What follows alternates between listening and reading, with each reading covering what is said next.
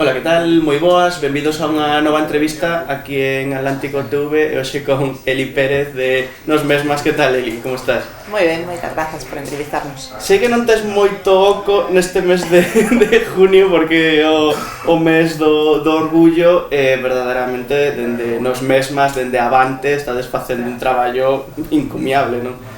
Sí, temos moita actividade e ademais seguimos co traballo normal da asociación, pois facemos asesoramento social, que é o que levo eu, psicolóxico, xurídico e se non para nunca. Sí. Que festa tivedes ata o de hoxe? Ata de hoxe tivemos un montón de actos organizados polas dúas entidades de todo tipo, non? Culturais, reivindicativos, pois máis festivos tamén, de coñecernos e de socializar, bueno, queda o gordo para o final.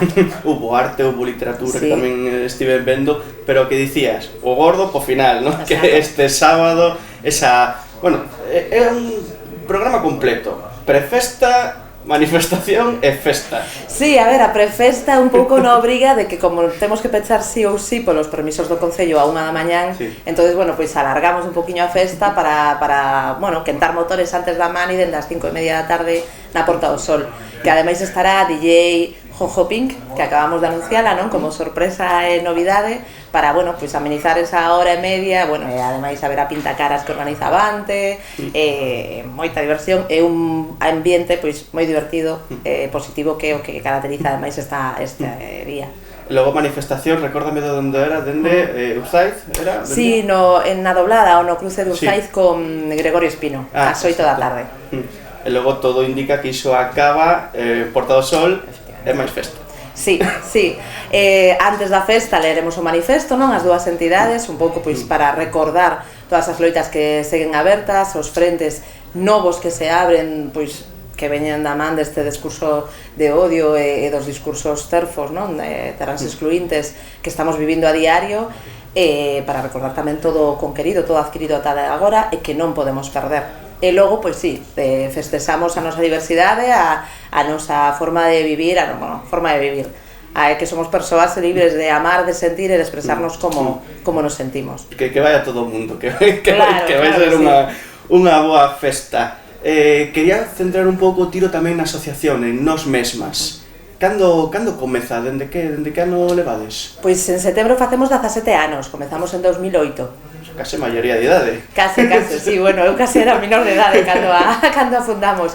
Sí, son 17 anos de camiño, de un camiño lento, un camiño tamén creado entre moitas persoas, non? Moitas compañeiras que traballamos da man e de forma horizontal, pois para reivindicar os nosos dereitos, para atoparnos, para coñecer a máis persoas coas que compartimos experiencias de vida e para poder tamén seguir eso, loitando e abrindo camiño, non? Cal foi ese xermen que serviu para que Nos Mesmas crecese, digamos? Pois que chegamos a Vigo de estudar fora e non había ningún colectivo aquí. Entonces dixemos, temos que facer algo. E así foi como naceu. Empezachedes a xuntarvos ata o de agora? Sí, éramos tamén moi novas, vivíamos moitas situacións de discriminación. Naquel momento non lle dábamos a importancia que teñen, moito acoso sexual tamén as mulleres que lesbianas, bisexuais, cando estábamos de festa, ou mellor, con outras mulleres. E pouco a pouco pois decidimos pois crear isto sen ter moita idea do que estábamos creando e sen ter nin idea de onde íbamos a chegar tamén. Bueno, igual para os 18 anos igual haberá algo especial, non sei se tedes xa pensado... Que va, somos moi de actuar. Estas cousas as organizamos un pouco a última hora sempre, pero seguro que sí. Quedamos a espera de eso logo. Na última conversa que tiñemos fai un ano, comentácheme que, digamos, a xente nova era o voso principal medo ou problema por o que comentabas, eses discursos de odio que están a aflorar. Isto remitiu ou está indo a máis? Non, está indo a máis. No, a xente nova non é o noso problema. O problema é que estes discursos calan, obviamente, claro. Calan a xente nova, exactamente. Sí, calan a xente nova que se está formando como persoa, que están chegándolle un montón de información falsa e confusa e un discurso moi fácil, non? De que se calen esas cabezas que se están aí formando. Nun momento, ademais, como é a adolescencia, non? De que queres ir en contra o mundo, este discurso como que lle dá as ferramentas. É un discurso que vai contra os dereitos humanos, un discurso que vai contra as minorías, un discurso que discrimina, que exclúe e que asasina, como pasou no caso de Samuel. Sí, lógico. pero non sei se haberá cóstame pensar que xa estamos no ano 25, no século 21, cóstame pensar que realmente que cal é o problema que está sucedendo neste sentido. Eu penso que conseguir dereitos que rompen cunha sociedade como a temos estructurada, non, con dúas caixiñas, masculino, femenino, home, muller e tal como está, costa moito de asumir. Costa asumir porque implica perder privilexios, non? As persoas que sempre estiveron nesa cúpula do poder privilexiada. Entón están utilizando as ferramentas que teñen pois para poñernos como as malas malísimas que pois facemos trans as crianzas, que facemos ideoloxía de xénero nos coles, para nada.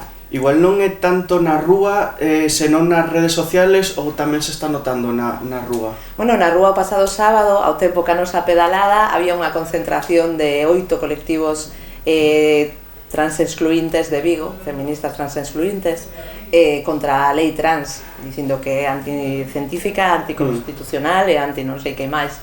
Entonces realmente está en todos os sitios, sí.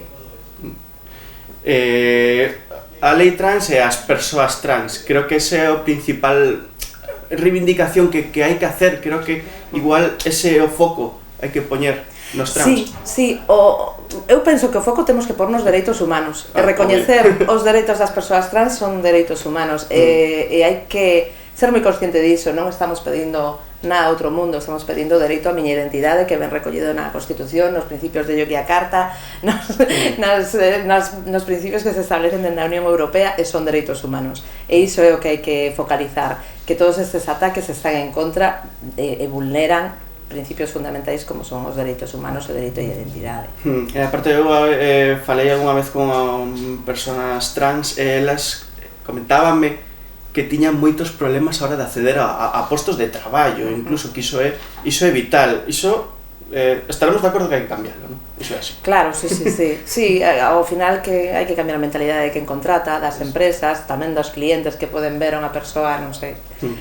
Sí, a exclusión a nivel laboral, a nivel sanitario, a nivel educativo é moi grave e influe pois en toda a vida dunha persoa que non se pode desenvolver, que non podes ter un proxecto de vida se non tes un ingreso.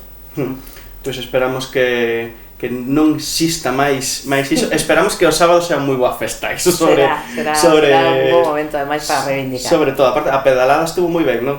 Sí, estuvo genial. Pois moitas gracias, Eli, por estar aquí con nós. Nada, grazas a vos.